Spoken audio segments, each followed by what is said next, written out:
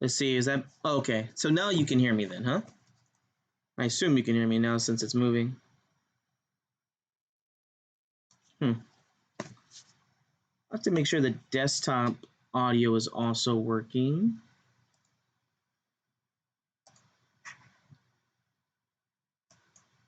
Yeah, I'm slowly but surely getting a little bit better at this. This was mostly just a practice stream, just trying to get ready for the other thing coming on. So, okay, so everything should be working now. Good. Although I need to make sure that the desktop audio works because later on I do want to have somebody else on here with me. So I want to make sure that they can be heard too. Speaker, headphone, retake audio. Okay, well, I'll try that later. Anyways, in this position right here, actually, I'll probably just go ahead and start over from the beginning real quick. So this game was played between me against Jason Loving. It's a strong 2100, and these are from my Wednesday night games, which are game 90. And this was a game that I played as white versus Jason, and he's a Sicilian player, which is always fun to play against. Here we go. E4, C5, pawn to D4. I would try to play the Smith-Morrick Gambit. Unfortunately, was not having it that day, so I couldn't get my preparation, and he took on D4. I was happy, but after C3, he does a decline version, which is to play D5 here. Now these positions typically are going to turn into like isolated pawns or alpine defenses, which I'm just starting to learn a little bit more, but by no means am I an expert in these ones just yet. Hopefully in the future I will become a little bit better at these ones. So we continued. Let me see here and put that right. I always want to do something, but it never really works out the way I wanted to. So I continued here with e takes d5, knight f6, c takes d4, knight takes d5. So now we pretty much have gone into this isolated pawn variation, which is pretty much what I was expecting that we would be playing against. Knight c3, knight c6, knight f3, g6. This is one of the best ways to play against isolated pawn. When you have the isolated pawn here as white, or whoever has the isolated pawn, you're supposed to try and attack your opponent's king side because, well, you have this really weak pawn, so if you go to endgame, you're going to be losing in a theoretical king pawn endgame. So if you do try to do this, it's just going to be very, very tough. So this whole g6 idea against isolated pawn is one of the perfect things to do. Unfortunately, in this game, it doesn't seem like it was able to start the defense right enough. So we continued, bishop c4, knight takes c3, b takes c3. And again, he's actually changed the pawn formation up already. To play bishop g7 now is still a very good idea because you're going to be attacking these pawns. But now he's giving me what's called the hanging pawns, which are easier, which I think they're a lot easier than the isolated pawn themselves, because now you got two guys working together. Hopefully they can defend each other. Bishop g7 got played. Castles. Castles. Bishop g5. This is a nice move that basically what I'm doing as white is I actually start playing a Tarrasch, which means I'm like up a move here, which is pretty interesting. Typically when you play the Tarrasch, you're actually playing it as black. Obviously here you're playing this as white, so it's a very interesting dynamic. And I had played this as black and also as white, and this bishop g5 move, just putting pressure on the c7 pawn, is very, very annoying. Luckily I remembered it when I played this game. I didn't realize I was going to be playing a reverse Tarrasch, but it definitely came in handy here. Yeah, this whole problem on e7 here is just you can't really move the pawn up so easily. Queen d6, I thought this was a very nice move. The idea is to play e5 here and obviously get out of this pin. If e5 gets achieved, then this is going to be a very tough position for me because, well, if e5 gets played, I'm almost forced to take on d4 on an e5 with my d4 pawn, or else they'll take and then give me the isolate pawn. And then that's whenever, again, all the pressure on d4 can get in. And against these fianchettos, it's really hard to kingside attack. So I wasn't too sure how to really continue on with this. But we got to get our development finished, so I played rook to e1. This stops the e5 move. That's why he played bishop g4. Notice now if you do try to play e5, well, you simply just go ahead and take, and there's no time to take on e5 right away as your queen's hanging. Of course, trading queens here would just give me a nice advantage here, as, well, I'm just up a pawn, and all my pieces are well coordinated, and maybe even e6 in the future is going to get played. So, a nice move here. Bishop to g4, which is with the exact same idea. You know, e5 is now another threat because we're now pinning on the knight and trying to put pressure here so that the e5 push can come through. And here I did spend a big portion of my time trying to figure out what I was supposed to play here. I mean, to be honest, I probably sat here for like 10, 15 minutes and I pretty much gave up on any good ideas of trying to push for the advantage. Everything I saw was just not looking so good. I ended up just playing the simple rook to b1 move to put pressure on b7. And again, not really a move I was wanting to play because I didn't really see what the main idea of it, but I just knew I had to develop my pieces. Here, after bishop g4, I almost played h3, which would have been an interesting move, but here I think just the simple move of bishop takes, queen takes, e5 here, and I think that black was doing very, very well.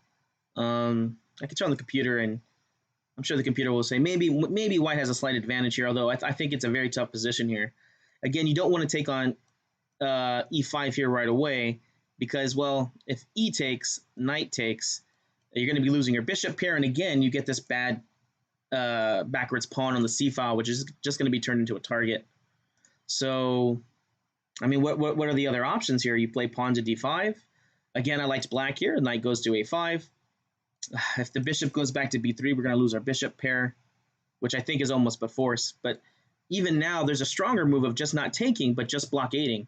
Rook to c8, planning on putting a knight on c4, keeping this as a backwards pawn and saying, you know, this c4 square is mine. So black will have very good play just playing against these pawns right here. And also, if black is inclined, which I would be, I would start pushing up my kingside pawns. And you can see how this position is just getting worse and worse, especially with that bishop eyeing on c3. So, yeah, this was just not a very fun calculation I was having. That's why, at the end of the day, I just ended up playing this simple move of just rook b1 here. And to my surprise, my opponent did not play the simple move, which I thought was just b6, maintaining the advantage. He's a very aggressive player, and he ends up choosing this move of rook to c8. And again, I went into calculation mode because is this a free pawn? I sat here for about a good 10 minutes, calculated, and at the end of the day, I was like, well, you know what? If I don't take, I didn't see any other great moves to play. So I just went ahead and took the pawn here because, well, what else do you do to push for the advantage? So I went ahead and took on b7, and I realized that knight e5 is not going to get the job done here. Although it looks like it's a very good move here to fork the pieces, here I think I escape in most variations up a pawn after the simple just bishop takes e7 variation. Forking the rook and the queen to c6, bishop takes, queen takes. Of course, if you try to take on f8, then I should just be up the exchange here. After bishop takes f8, I have bishop takes f7 idea, check, and also rook takes a7. I guess I would start off with bishop takes f7 first, and then rook takes a7. I didn't really calculate this one too hard.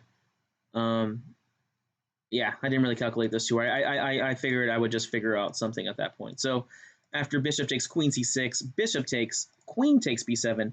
Now I have these two guys hanging, but it should be simple enough. Bishop takes g7. And the two moves here I calculated was either he'll take on g7 first, which I'll just go ahead and be up a pawn, which it's going to be a little hard. Maybe I play bishop b3, right? I play bishop b3 or maybe even bishop b2, and the position's relatively equal, which I was happy about that because I wasn't too sure what I was supposed to be doing, especially because I have this extra passed pawn here. Oh, yeah. And then the other variation was if he takes on c4, well then after he takes on c4 here, I would just be better. Now I'm up an extra pawn here, and I'm just going to probably play something like bishop h6, which actually kind of happens later on in the game. And you're just up an extra pawn here, but yeah, you should be able to navigate through this. Even if you do go to endgame, I've definitely been in worse positions than this one. But he shocked me once again in this position. And after rook takes b7, I mean, he played this pretty instantly. He played knight takes d4, and I'm just like, oh my gosh, what did I do? Because he played rook c8 really fast, and then he played knight takes d4 very fast.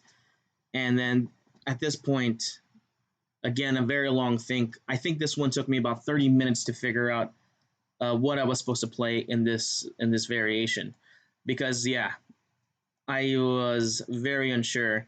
There were so many calculations to this. Like I said, it took me a very long time to calculate everything. Looks like my bishop's hanging. c4 is weak. Yeah, everything is just. No, I'm not too sure about this calculation at all. Oops, what's going on there? Okay. Oh, wait a second. That's not right. Hopefully that looks better now. Yeah. Okay. So here we go. I ended up just taking on d4. Every other variation I looked at was just not doing well. This time bishop takes e7 is actually losing here, crazy enough. After knight takes f3 check. I thought I could be tricky here and calculate queen takes f3, but after just a simple bishop takes f3, bishop takes, I'm a little embarrassed here being down a whole piece. The other variations were not as nice either. Obviously, after just g takes f3, queen trade, rook takes, bishop takes. Again, the fork is there, and the c3 square is very, very weak here too. Oof, definitely not a puzzle position. After like bishop takes f8, bishop takes b7, bishop takes king takes 1, 2, 3, 4, 1, 2, 3, 4, and obviously there's a nice little attacking idea here on the c file. Again, this is a weak pawn right here too. I might be able to hang on to this position, but definitely not something I was willing to go into. Was there any other move that I was really looking at? I did calculate rook takes c7. Unfortunately, hopefully you're not embarrassed in these chess games after knight takes f3, and then you realize, uh-oh, now I'm just going to be losing some material here. Oof. So after all this long variations, I ended up just playing the simple c takes d4. And to be honest, I didn't even realize that I was going to be up an extra pawn here. I did realize that I was going to have a decent position, but I was once I got to the calculation, I was like, oh, I'm just up an extra pawn. After rook takes c4, bishop takes e7, almost like the exact variation of the other one. Queen d5, bishop takes, queen takes, bishop takes, and here he played a little too fast here and played bishop takes f3. And after this, white now goes into into a winning position if you play the best moves. Yeah, bishop takes f3 looks like a good move because, well, if you end up playing king takes g7, I had just planned to play pawn to d5. There's queen to a1 check, getting the knight to e5 ideas. I was pretty confident I should be able to win this position up a pawn. Of course, if there's any trades, then we're just going to take back. And you know what? Maybe rook d4 actually looks a little bit suspicious now, too. So, gosh, yeah, bishop takes f3 was probably the right tempo to play this now. Unfortunately for Jason, he took on f3 right away, and I was able to find this move. If you can spot it, I'm impressed.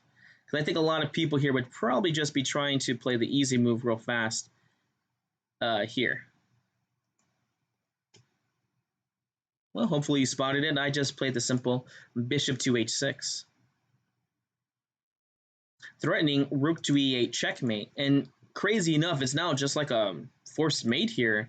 If not forced mate, then it's just going to be just winning in like in every variation, which is crazy because I'm up an extra pawn, but it really just demonstrates how big of a weakness this position is for the king. The king doesn't look so weak, but it turns out it's just lost now. I think the computer now is giving it +7, which is crazy. Obviously, you can't take, or else I'm just going to go to e8 checkmate, right? So he played the most logical move I could think of. He played bishop to c6, guarding the e8 square. Wow. And after bishop c6, the computer's now giving this +38. So Let's say 9, 18, 27, 36. About 4 queen advantage here for white. And here I was able to calculate up until the winning final position here, which I was pretty proud of this position right here. White to move and win. White to move and win. A lot of different moves you can play here. In fact, some of my students, when I showed this to them, found another alternate move you could play to win. But whenever there's a winning position, there's usually many different ways to win. All I can say is the way that I chose to do to get the win was actually one of the most accurate ways to do it. So I am happy about that. And I got to get off in a few minutes because I do have a 3 p.m. lesson. So let's go ahead and finish this game up. I played pawn to d5, attacking the bishop. Bishop a4 was not played. This is one of the main variations that's just losing here. If bishop a4 is played, hopefully you did your tactics. Idea is to get the rook to e8. Easy chess. We're just going to go ahead and sacrifice and then play rook to e8 next. Or queen there too. So here he actually played bishop to d7, and now it's forced mate in 6 moves. There's no stopping it. The only other move that you can try to play here would be bishop b5, but even after this, the same move would be winning here. The reason why bishop d7 is just worse is because it's cutting off the second rank to guard for the queen. Let's see here. Well, here I went ahead and just played a nice move to threaten checkmate, which cannot be stopped. Queen to a1. And there's no good way to defend the checkmate on g7 here. Just a crazy looking position because the dark squares are weak, but it's crazy that they're this weak. And this was we're on move 21 here, so this was a very fast game for higher level standards. I mean, if you had told me 10 moves later I was going to be checkmating, I would not have believed myself because it was such a complicated position, and I didn't think white had that big of an advantage. But it was mostly because of that small little inaccuracy he had. Here you can just try to stop mate with. Computer's giving queen b2 and rook c3. I won't bother you with those moves, as you know, I'll just be taking them. But the only way to try and stop mate would be playing something like pawn to f6. But after just queen takes f6, now we have checkmate on f8 or g7, which again cannot be stopped. This is why it was important to at least try this bishop to b5 move, as it keeps the second rank open. Obviously not at this point. You would have tried to play it on bishop b5. So after queen a1, f6 or maybe f5 can get played. But again, after just a simple queen to f6 move, there's no good way to stop all these multiple threats. And computer's still giving a checkmate in 5 here. So, well, I hope you guys enjoyed the game. I got to run off and do an online lesson.